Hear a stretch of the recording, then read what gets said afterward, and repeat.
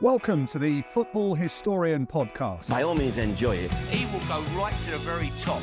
Dos, tres, cuatro times. Here we go, Germans. I will turn these results round. All right, that's good manners. There's animosity, but there's no fight. You can't beat them, join them. How do you make me feel sick if I look at you? No, I want to fight here. But don't drink, don't sleep with women, don't drive fast cars. Sometimes it may be good, sometimes it may be shit. Hello everyone, welcome to another episode of the Football Historian Podcast. Today I'm very kindly joined by Howard Gayle. Thank you very much for coming along. Thanks for having me on. No worries at all. So we're going to start off, obviously it's the Football Historian Podcast, and you are actually our first ex-player to be sat in that lovely chair that used to be in the kitchen. But obviously, so we're going to just talk about your career to start with, that's all right, which famously begins at Liverpool and the club that you supported. I've got here, actually, from your first game. If you'd like to have a quick look, that's your debut that you made against Man City.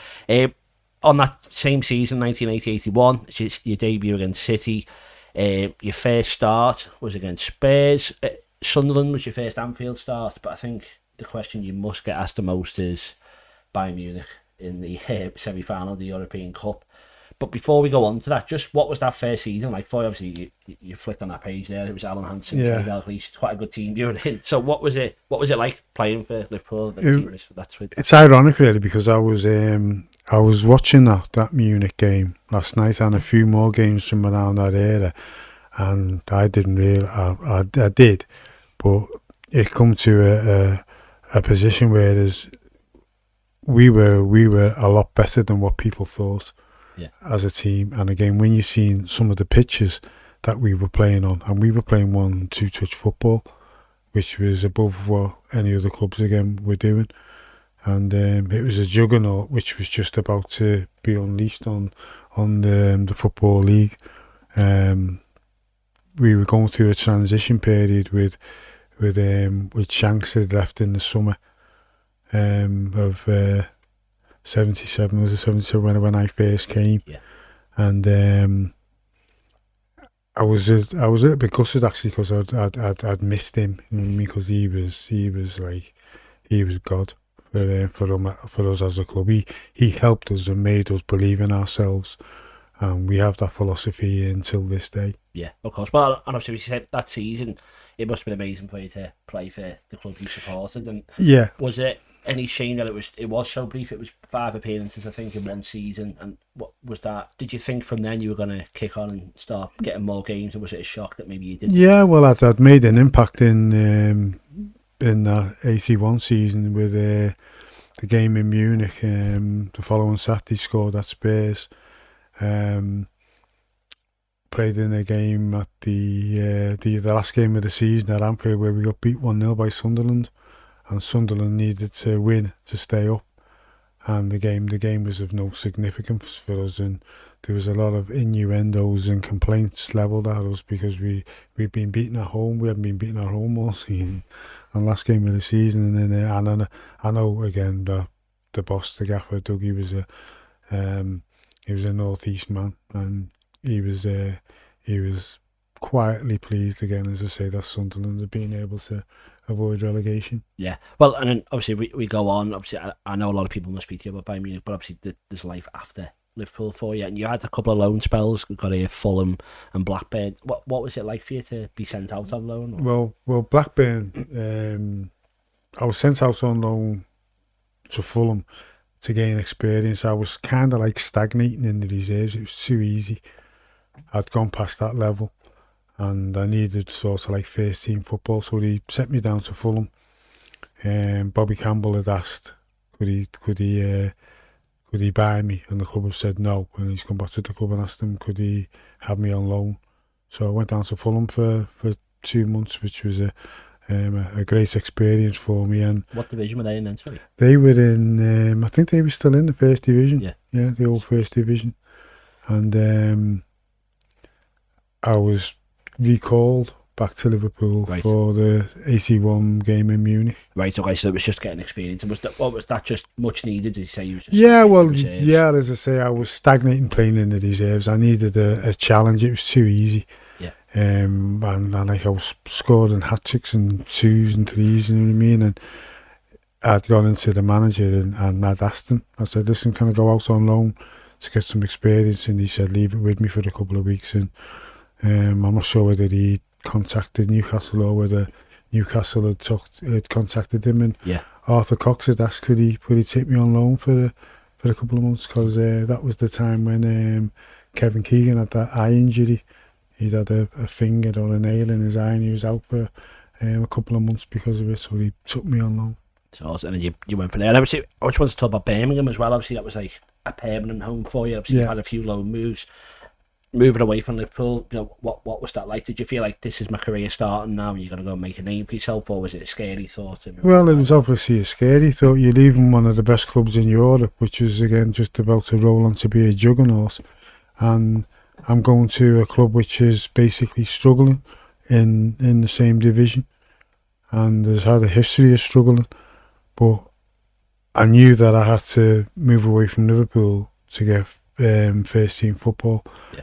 And Birmingham was a good place for me to do that. And was it your idea to go, or was it the club's idea? Well, again, as I say, I came in one morning and the gaffer Bob Paisley said that Birmingham had been on and they've asked could they take you on loan or could they buy me, and I said no, I didn't really want to go to Birmingham as a sale player. I said I'll go on loan. And I went on loan, and then after a few weeks, the loan turned into a permanent move. I knew I wasn't going back to Liverpool, and I knew that I needed somewhere where, again, I could kind of like get myself back on the beam. Yeah, and then I was looking at some of your goals. You scored one at Birmingham. I think it was in the derby against Villa, and you're climbing up on the fences. Yeah. How was that? How was that derby, first of all, and that goal? Well, we go back to the first derby we had earlier on in the season, and it was at Villa Park, and the game itself should never have been played. The conditions were atrocious. It had been raining for something like 48 hours, and there was surface water. Should never have been played. In fact, the goal, we got beat 1-0, and the goal was down to a back pass that stuck in the water, and Peter Woods got a toe to it, and it's gone in. And no matter how hard we tried that day, again, as I say, we couldn't score. There was a little bit of afterwards, after the game as well, in the tunnel. The rivalry was really, really fierce between Birmingham and Aston Villa. And the second game now was revenge, because it was at St Andrews, and I got a man of the match performance and scored, jumped right up on the railings, and I knew how much it meant to the Birmingham fans. You know what I mean, we've been serving up crap to them all season, and this was their moments of glory. Yeah, and obviously you're playing in a derby like that, obviously not as a Liverpool player, but knowing what it's like to play against Everton, and you go to plenty of other clubs. Do you think the most bitter rivalry you've experienced as a player?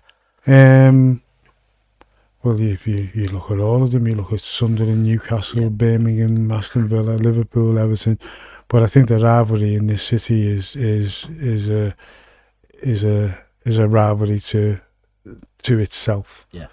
And the history of it goes back so many years, and the history of it has took different directions. In like for us, it was Hillsborough and Heysel, and the Everton fans were blaming us for them not being able to progress in Europe because they'd won the UEFA Cup.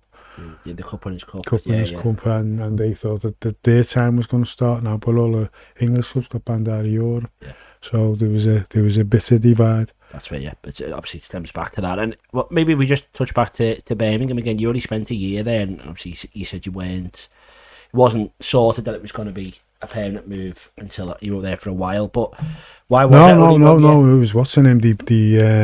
They bought me. Yeah. So I mean, but that wasn't originally the plan. Was it loan and then they bought, or? Well, again, as I say, I don't know the logistics of it, but I know that the gaffer he'd been trying to buy me. See, when I met him, he said, "I've been trying to get you for ages."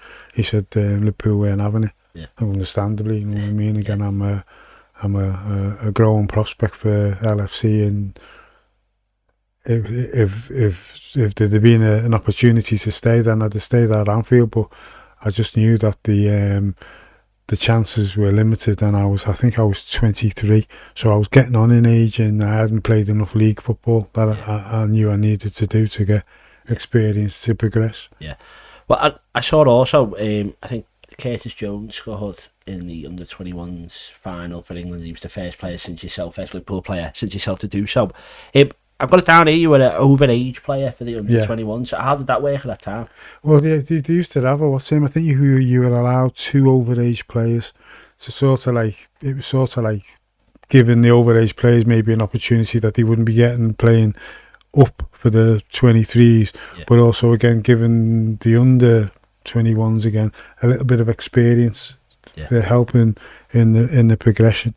And I was at Birmingham, and it was surreal feeling really, because we'd just been relegated on the Saturday, and I had to join up with the 21s on the Sunday in Manchester, because we were flying to Seville to play Spain over 2 legs, and the second leg was at Bramall Lane, and it was I think it was the Wednesday or the Thursday after the season had finished.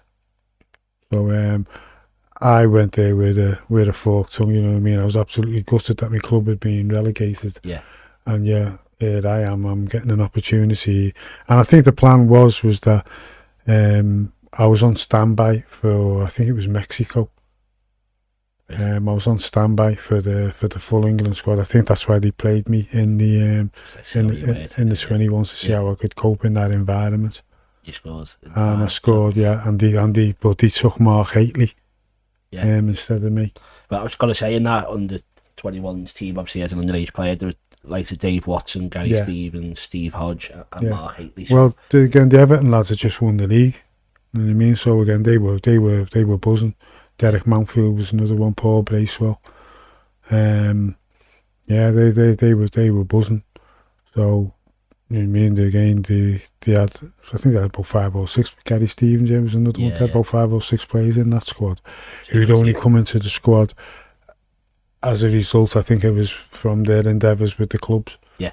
And then there's one other thing that was quite strange that I looked at your career. It's indoor football in Dallas. Yeah. So what's that all about? Why are you swapping? No, well, again, say I got released by I think it was Sunderland. Yeah. And I think it was 2 seasons you had at Sunderland. Yeah. Went off to Dallas, Yeah, and I couldn't get a club. Everywhere I was ringing up and trying to speak to managers and whatever, either getting blanked or I was getting told a different story. So somebody contacted me and said there's an opportunity for you to go and play indoor league in Dallas. And at first again I said no. Yeah. But as the weeks went by again, as I say, the guys come back to me, and I don't want to be in limbo here and missing the transfer deadline and having to wait till Christmas or the next year. So you wouldn't be able to join like a free agent. So it was just kind of desperation type I kind of like I said I'll go and have a season here or a couple of seasons here and then see how it goes, and I'll evaluate it then again in 12 months. And I got a little bit homesick over there because there was a lot of travelling. Where we were in Dallas, every game was a away game. We had to stay overnight, so we had to fly. Yeah, you know what I mean. So it was a great experience for me. But I got home. I missed the outdoor game. Yeah, it's great. Like, it's just mad that you just thought of that today. Obviously, as you say, you're winning stuff with England. You're playing First Division football. You're playing with Villa, Sunderland, Liverpool, and then to go and make a move to an indoor league in America, it would make a few headlines now. So, was there anyone who questioned you doing it, or no? But then again, as I say, the Americans were trying to get this league up, and they tried it with the outdoor game, and they failed, and they come at it now with a cross between the ice hockey and the ice hockey and the basketball, because all the games were played on an ice hockey pitch, and they used to lay the astroturf on top of so they go out to like behind the goal. They had the barriers around the round, but in fact the indoor pitches were played on ice hockey pitches. So all they did was they laid the astroturf down on top of the ice. That's mad. And then took it up. Like we'd be playing one night, and then the ice hockey team would be playing the next night. Was there any other like big player, any other English players, any other? There was a couple at our club again. There was Victor Stride. Long time ago. But was it mildly commonplace for anyone to do that, or were you? There was the lad from used to be at Arsenal. What's his name? Used to call him Huggy Bear. Oh, big tall black lad used to play at the back for them. Yeah, I don't know. Sorry. Oh. I can search that. Keith Weller. Keith Weller. Yeah. Was our coach. With Gordon Jago. There was a splattering of players, but not really any again. Big names from the UK. We used to have a guy playing for us. He was a Brazilian called Tattoo. He had this thing of every time he scored, he used to take his shirt off and throw it into the crowd and get another shirt. And it was a gimmick, and the club loved it. And again, I got homesick for the outside game. Yeah. Came home. Dallas had won the league. Yeah. So, and obviously you don't have to tell me what it was, but like pay wise, was it like a big payday, or was it just what you? No. In fact, the pay was, I think it was double what I was getting here. Yeah.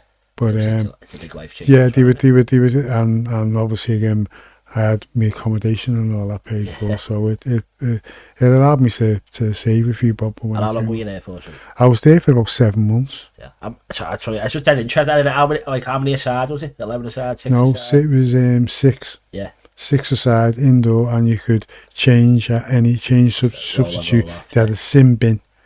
They had a thing in the goal where there's the ball. This was the first time that I'd seen the the goal line technology. They had goal line technology indoors, and again the ball used to hit the bar come down, and it used to happen a lot. But they used to have a light at the side of the goal that would light up if it was in. Yeah. Well, so that's like mid-80s, isn't it? Yeah, 86 I went there. Like 30, 40 years ahead of the Premier League. Well, we just have one last quick question on your career before we cut to a break, if that's all right. I just saw you spent a lot of time at Blackburn, and it was just quite how your career was almost like tail-ended by Kenny Dalglish. So your first chances, well, not first chance, but like main game at Liverpool is coming on for an injured Kenny Dalglish. Yeah. At the end of it, it's 92 on the brink of Blackburn are going to go and win the Premier League, and Kenny's buying other strikers. Like he's ended my career. Well, I didn't want to say it like that. You said it, yeah. He's ended my career. So, what? Obviously, you look at that Blackburn team. You said there you miss out on Dallas winning it. You see Liverpool go and win, and what did that feel to leave Blackburn when they're on the cusp of that Premier League season? Well, Jack Walker had just come in with all his money. They'd sacked the manager, Don Mackay, great manager. I mean, managers again. You look at the past managers of LFC, and you look at the likes of the impact that Bill Shankly had on the club. Well, Bill Shanks was a manager where the players wanted to play for him, and the fans wanted to support them. And Don Mackay at Blackburn, he had the same effect on us. He come down from Scotland. He was a hands-on coach. He knew how to treat his players. And we were in the playoffs 4 out of the 5 years that I was there. Yeah. So we were getting he was getting a good tune out. He was attracting top players, the likes of Kevin Moran and Frank Stapleton, Scott Sellers. We had the all-time leading goal scorer in Simon Garner. So we had a really good team, and as I say, we were in the playoffs 4 years out of the 5 years I was there. Yeah. And we got so close to getting promotion that in the last year, Kenny came in.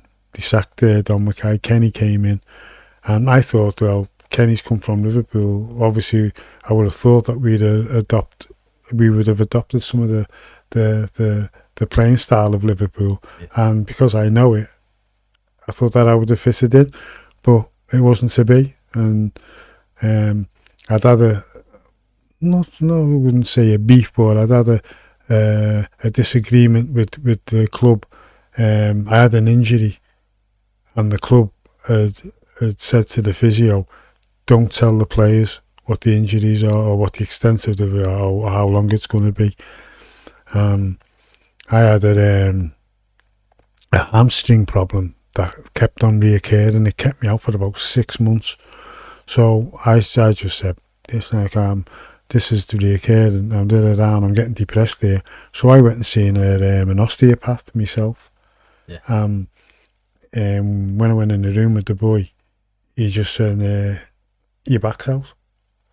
And I said, you haven't even touched me. I said, I've been used to hearing bad news or not good news. And I'm walking in here and you're telling me that. He said, your back's out, son. So you get hamstring problems from your back? It was my back. It was my back that was causing it. So he said, stand up against the wall. And he marked one shoulder and another shoulder. And the shoulders were like that. That's how he knew. Yeah. So he got me on the table. He cracked all my spine back in. He did all my spine going back in. And I'm thinking, I had a beef with the physio because I didn't think that the physio was a physio at Blackburn. I was fuming to say that he should have known this. Yeah, he should have spotted it. Yeah, and as I say, I've been out for 6 months. Every time I came back, it kept on going and going and going. So the guy, as I say, he put me back in, but the club didn't like it. Yeah. The club didn't like that I'd gone behind the regime to go and get sorted out myself. Yourself on that. Yeah. Okay, well, thanks very much for that. We're going to go to a quick break and then we'll speak a bit more about your career. That's right. So we'll see you in a sec. Yeah. Hey, we're really running out of advertisers, so I'm advertising my own book, and this is the Tommy Lawrence book called Sweeper Keeper, Tommy Lawrence, the story of Liverpool and Scotland's Flying Pig. So Tommy Lawrence was a goalkeeper for Liverpool during the 60s under Bill Shankly. And this book comes out the 25th of March. I would love it if you bought it. As Kevin Keegan once said, I would love it. And this is the book. If anyone wants to buy this advertising space so I don't have to advertise myself, that's fine. But that's the book. These are the words. And Tom is going to read a very short extract from it now. They were making no headway and certainly were fortunate not to be marked down. Right, buy the rest of the book and you'll see what happens. Thank you. The next section features language that some people may find uncomfortable. Viewer discretion is advised. Hello, welcome back. Still here with Howard. I want to talk to you about being a trailblazer. So we've already talked about your indoor football career, which still, for me, was quite a mad story. But you're the first black player to play for Liverpool, Newcastle and Blackburn. I've read some quotes on what you said, and you said, for being the first black player to play for Liverpool, I was proud to represent the black community of Liverpool. Was it the same pride for having those accolades at Newcastle and Blackburn as well, or is Liverpool far superior, or just what was it like to be a trailblazer? Basically? Yeah, well, Liverpool's my club, and they were far superior against any other club that I played for, and the pride and the honest admiration in being able to be the first black player, or to break that barrier down. For others to follow. Obviously at the end of the next one in was Barnsley, but for me again, as I say, and for my family and for black people within the city, because we just gone through the 1981 riots as well, so that had a huge part to play in my development as a footballer, because I had one eye on the rise, because all my brothers and friends and that were actively involved in it, and I was going to jump in there as well, but they told me that you've got bigger fish to fry in where you are, so you can't get involved in this. So was that hard for you not to get involved? Or? It was, because again, I know I'd seen the suffering every day of people again with no work, with no prospects, with no finances or money coming into the community or into the city. So it was really, really hard, because I could see the sufferings of family and friends, and even again people that I didn't know. Liverpool and Liverpool 8 was it was like a derelict site, which needed a lot of development, and more importantly, from the development side of it, it needed prospects for people, for young people to have an aspiration of, when I grow up, I've got a job to do, or this is what I want to do, or this is the education or the college, but we weren't afforded that. So in 1981, again, as I say, we were. It was really, really surreal, because me and Sammy Lee, again, we were great friends, and we did a lot together. And I think it was 4 or 5 days after that European Cup final in Paris that we were going on holiday to Portugal, with our girlfriends, and I'd seen the beginning of the riots, and I'd seen the incidents that seen it progress into what it became, and it was really, really unreal, because on a Saturday, 8 o'clock in the night, we're going on holiday, and during the day there'd been little skirmishes with the police, and when we got into Portugal on the Sunday morning, Sammy had this thing where he used to go for the papers, and he said, "Have you seen this?" And when he opened the papers, it was just Liverpool 8 on fire. And I tried to get a flight back home, and I rang, spoke to my brothers, and they said, "Nah." I said, "You again, enjoy your holiday, you're better off staying where you are."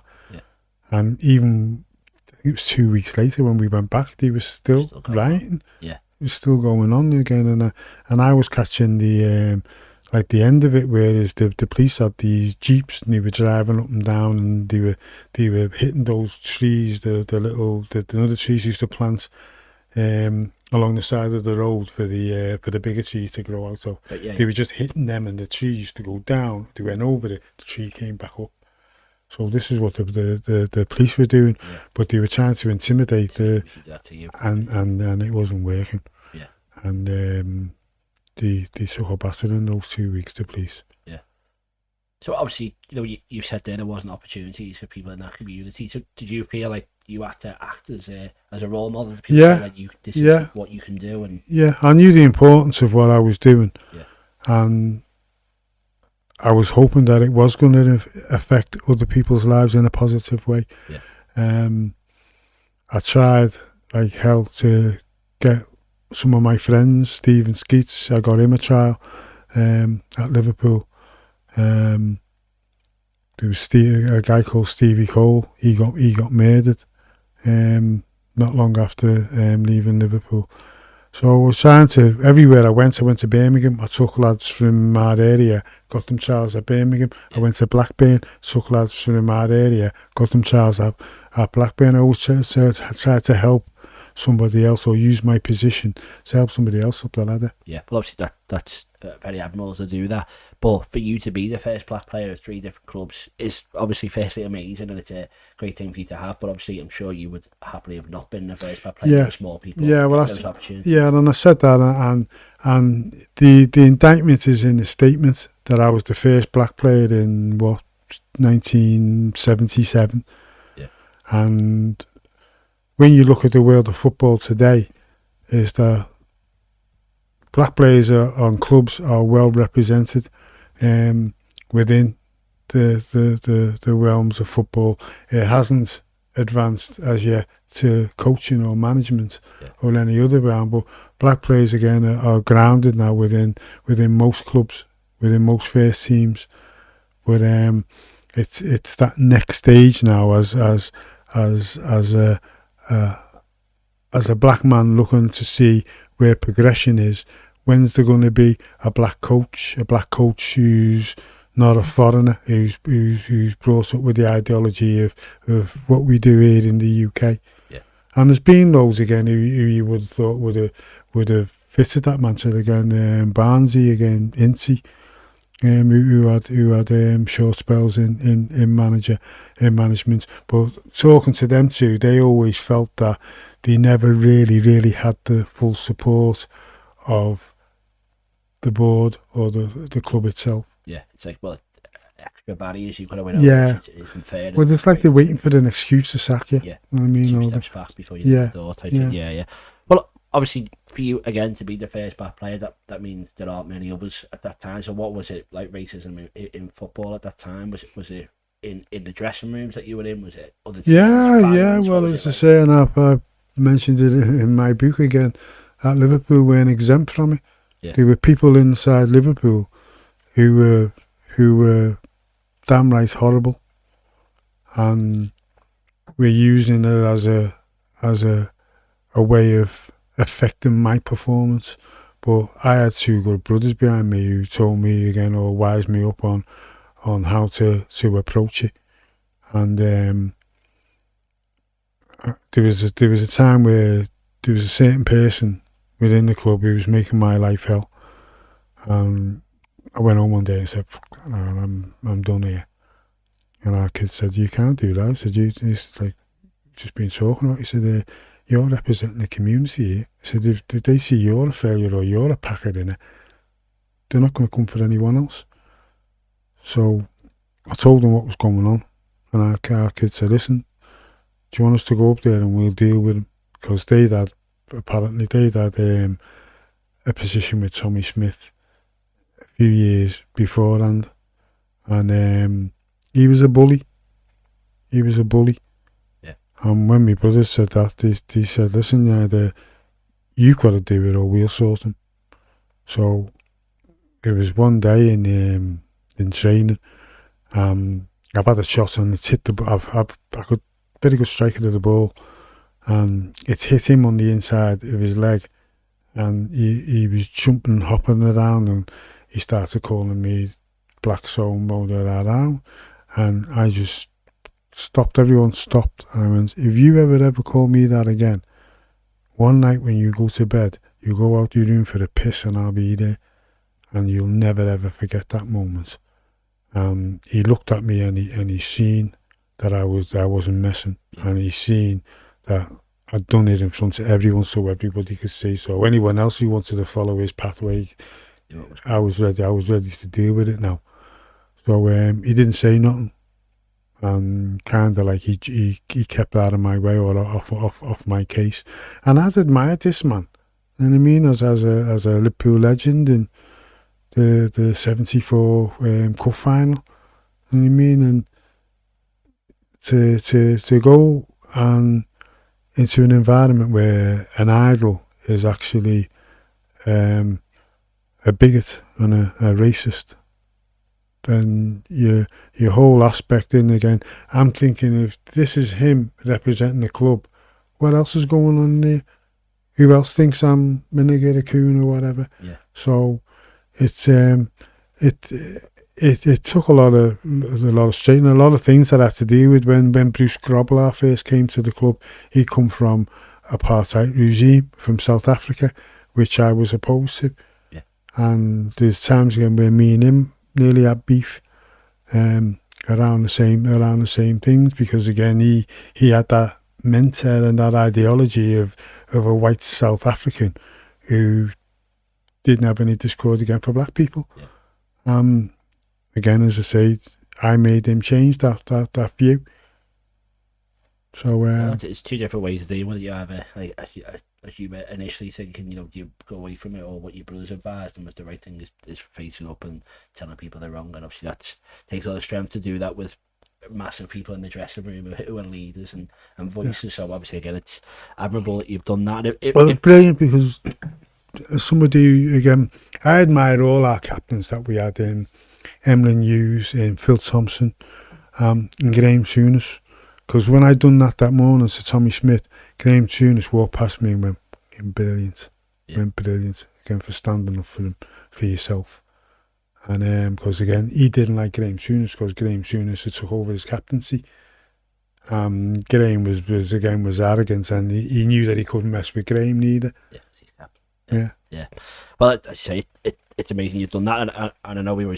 you wouldn't want to be the first player to do that, but you'll always have that thing against your name, and that's something surely I don't know, you've said before you are proud of. But in 2016 you were offered an MBE and you turned it down. Could you just tell us why you done that? Yeah, well, again, I'd always had this thought about those gongs, and those gongs originating and are poured on by a royal family that was implicated in the slave trade in Africa, and most of the ships were that were taking slaves were measured up as royal. You know what I mean? That had to be the royal standard. Yeah. So,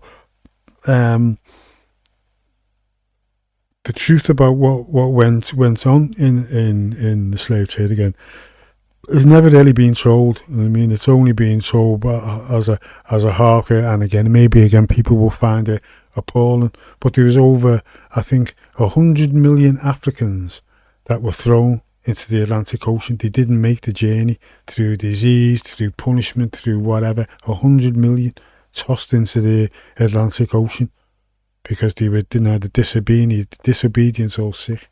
So those figures itself again shows you the enormity and the will of a culture to try and overcome another culture. Yeah. And then what was it you were awarded the MBE for? For me work again, I've always done a lot of work for Kick It Out and Show Racism with Red Card. I've always done a lot of work on equality. Yeah. And racism. I've always been outspoken within the football world about it. So I think it was Show Racism with Red Card. Jed Grabby, he nominated me for the MBE, but didn't ask me. If he did ask me, I'd have told him. You know what I mean? I wouldn't be accepting it.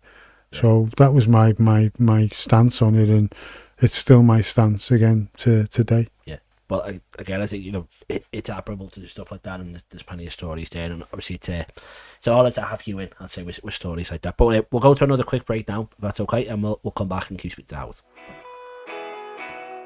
Are you looking for a Kazakhstani football team to support? Then I think FC Kemay is the team you should support. Do you agree? Growing up as a child, I always had FC Kemay posters on my bedroom wall. Well, and all the children of the Kazakhstani future will have FC Kemay posters on their wall because FC Kemay is the team to support, and because of that, Tom has made us a chant that we're all going to follow. So, up the Kemay, up the Kemay, up the Kemay. Make sure you follow them on all the social medias. All the posts and all the things you should follow will appear below us right here. And you should be a supporter of FC Kemay. Live, laugh, Kemay. Hello, welcome back to the Football Historian Podcast. We're going to talk now, as it's called this, about football history. So, obviously, everyone's love for the game starts somewhere. What was your first game or first memory of football, and why you fell in love with it? My mum was a Liverpoolian and my dad was an Evertonian. You're always favourite towards your mum, don't you? And my two brothers were Liverpoolians. My sister was a Liverpoolian, and my dad used to sit on the couch on his own. And on a Saturday, my dad used to do the pools for Everton, whereas they got these like what's the name cards, and yeah, I took it round to some of his clients around the corner. The pools they think they were called. So that was my kind of like my pocket money. So I took the pools on, I got pocket money. But for me, being a Liverpool fan, my mum bought me one of the old shirts, with the round badges on. The retro shirts, they were brilliant then. And I was thinking about Roger Hunt and Ian St. John and Cali. And that shirt was, again, as I say, that kit, again, was brilliant.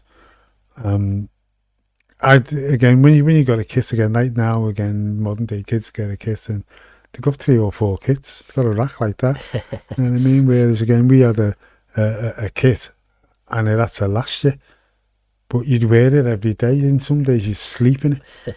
You know what I mean? And I went to bed every night dreaming of being able to play for Liverpool, and never ever thought that it'd be the case, because again there was no black players playing for Liverpool, and for that to happen, the club had to change its ideology on how it used players, what it was expected to get out of these players, and what they were prepared to develop out of a player, rather than again them following the porous natural navigation of other clubs. Because I remember watching I think it was Match of the Day, and Jimmy Hill was come up with a statement that they're not very good when it gets wet or when it gets cold, a cold night around, and that was never ever the case. But this was and he was the chairman of Coventry City at the time as well. So and I'm not sure whether Big Cyril was there by then. But these are the things that people who were reputable within the game were throwing out. So you're throwing that out on BBC. Everybody watching BBC is going to think that they don't like playing in the cold weather or when it gets adverse. Stuff like that, especially, yeah. Well, obviously that's wearing kits, and as you can see from my rack, as you said, I can relate to that. But maybe what's the best game of football? I'll say you've been involved in, which I might be able to know, and then the best game of football that you possibly have seen for whatever. Saint Etienne. There it is, there. Yeah, yeah, the whip. Yeah, that game was special. That game was I think that sets us up in Europe for the comeback kings. People used to always hate coming to Anfield for that second leg. We were really good at it, largely because we knew how to connect with the fans. And the fans knew how to connect with the players on the pitch, and that's why we're a unique club. Other clubs again they come to Anfield and they sing "Where's your famous atmosphere?" They don't sing that because we've got an atmosphere that we don't want to sing this today. It's collective. As soon as you go in that ground again on match days, you're obligated to support the team and sing for the team, and that place that it takes you into. I've seen so many turnarounds in Anfield. And so many great experiences on the road, because I followed them all over the place as well. So being able to go from the terraces to now being within the ranks of the changing room was a fundamental, again, as I say, achievement for me. And for, as I say, for black people, it must have been the right time and the right place, because after that, again, as I say, the black players again, they bought Barnsley, they paid, and that was at 900,000 for Barnsley, and I had newspapers ringing me up saying to me, "What do you think Barnes' chance is going to be with Liverpool?" And I just said, "Well, they've invested a lot of money in him, so you would have thought he's going to excel." And I've played against him, and he's a top player. So that combination between having a top player within a top club with top fans, it was a marriage made in heaven. Yeah, he wasn't bad, was he? No, I think we can say that. Yeah. And maybe just a few more questions on this, on football itself.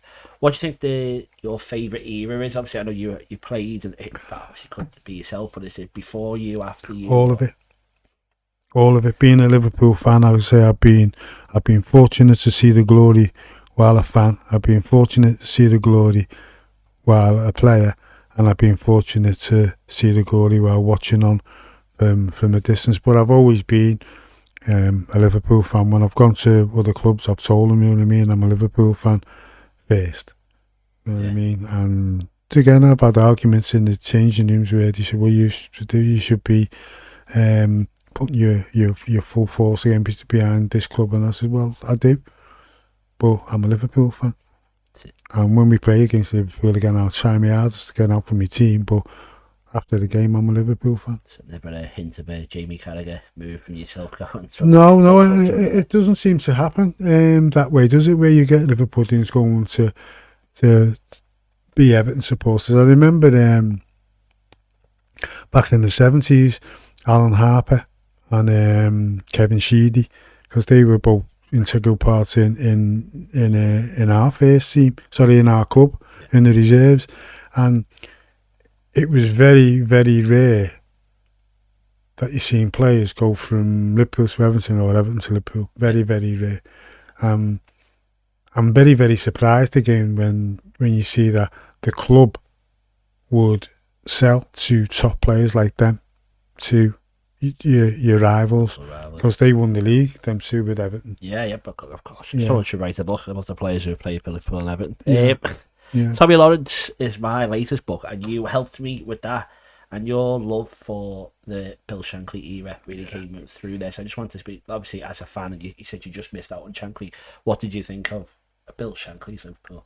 Yeah, well, again, he used to come down the training ground at Melwood after he'd retired, and I don't think the staff liked him doing that.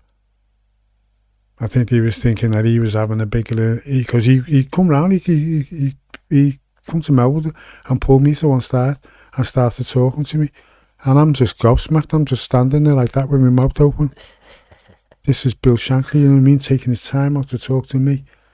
A brilliant man, brilliant character, brilliant leader.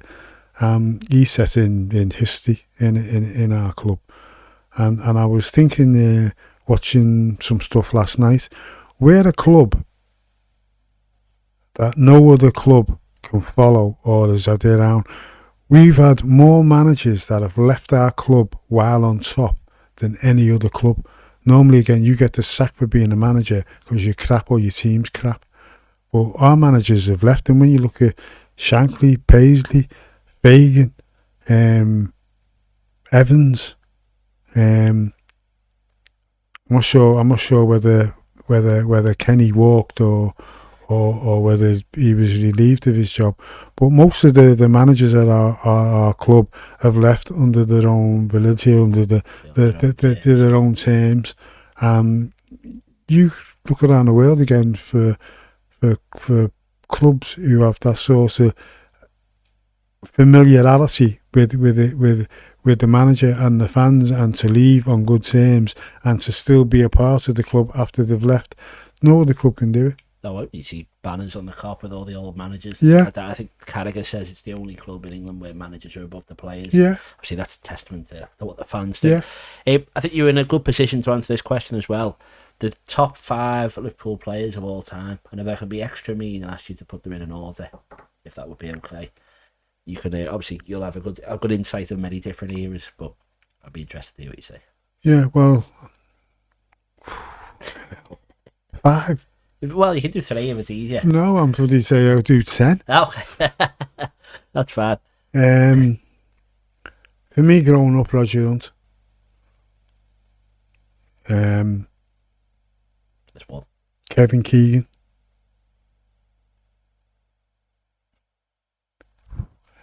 Strikers at the moment. Yeah, and I put those 3 captains in.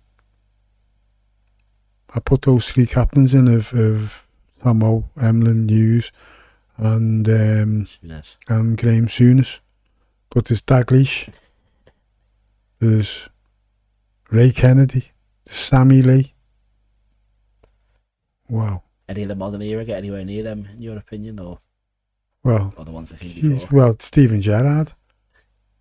I mean, that's a difficult question for a Liverpool fan to pick 5 out of the last 70 years. Yeah. I mean, it's really, Well, really. if I can push you for number 1, who's the best ever then? The best ever for me, I think it has to be Dalglish. Yeah. Dalglish took the club to a different level. Like, we used to be long ball with Keegan and Soshak. When Kenny came in, balls were going into his feet and he was joining up all the attacks. He transformed the team.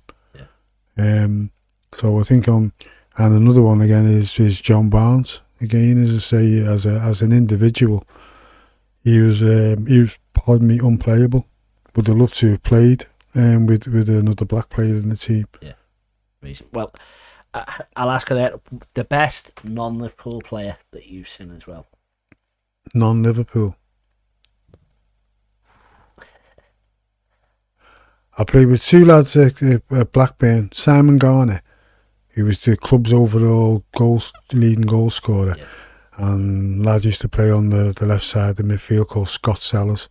And I know Liverpool tried to buy him, and I think the Blackburn said no.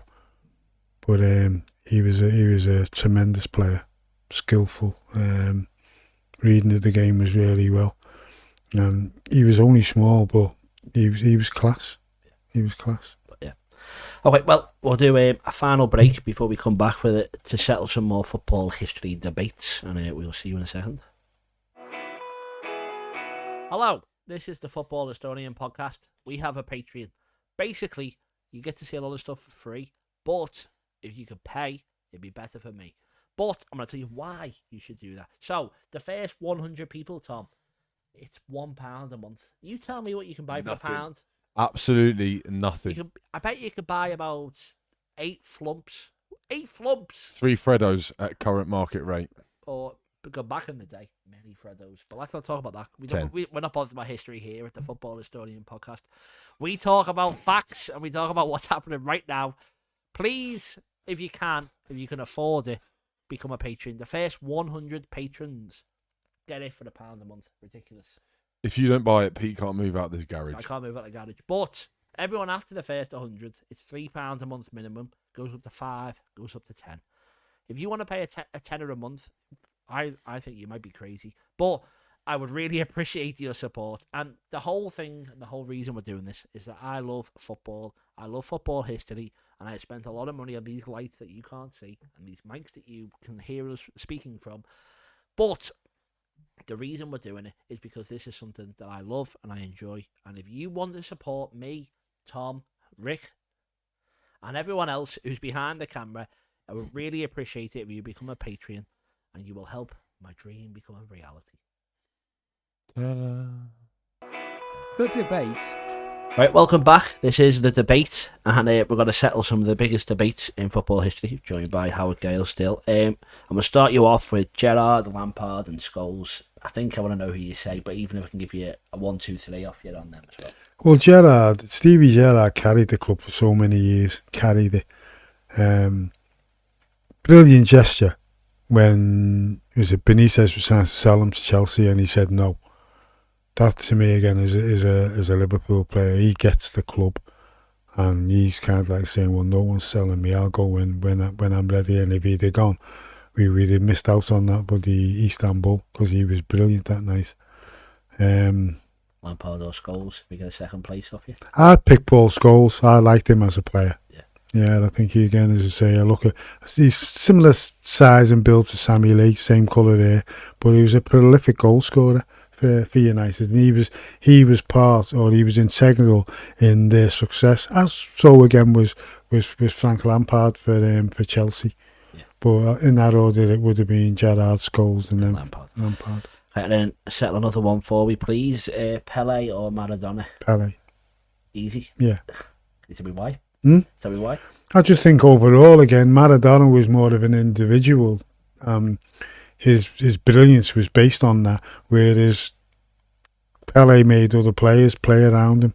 He was a team player, and he used to score some unbelievable goals as well. So for me, again, I say I grew up on him being an idol of mine. Yeah. Right, and then next one, a bit more modern. Messi or Ronaldo? Again, I think Lionel Messi. Brilliant player for Barcelona. And again, I think he was more of a, like, you used to watch Ronaldo. When Ronaldo didn't score, he'd sulk. Or he'd have a face on him, or if they didn't pass to him with that last thing. Whereas Messi was more of a team player. He'd beat 10 men and pass it for somebody to score. Yeah. So for me, Lionel Messi. Right, great. And then, if Messi and Ronaldo are the best players of the last 20 years, which is another opinion if you agree with that or not, who do you reckon has been the third best player after those two in the last 20 years, Premier League era, something like that? Ooh, that's a difficult one, because again you've had so many players who influence football. I think we've had the likes of original Ronaldo, R9. We've had Zidane. Someone poorly recommended Wayne Rooney as third, but yeah, it's hard to pick, obviously. But I don't know. I'd go back to Stevie G. Yeah. After those. Yeah. Well, I can't disagree too much with it. And then another one, which I think I know the answer to from you, but it's something that we actually sent in on Instagram to ask. What club versus country? Obviously, you played under 21 level, and I don't think it's much of a competition, but for yourself, club. Always Club. Yeah, I thought you'd say that. Okay, and then last one to settle a debate: the greatest team that's ever played. So if we say like a season or a 2-year window, who do you think is the best team and would beat any other team? Well, I think that team, that Liverpool team from, say, 78 through to, say, 87.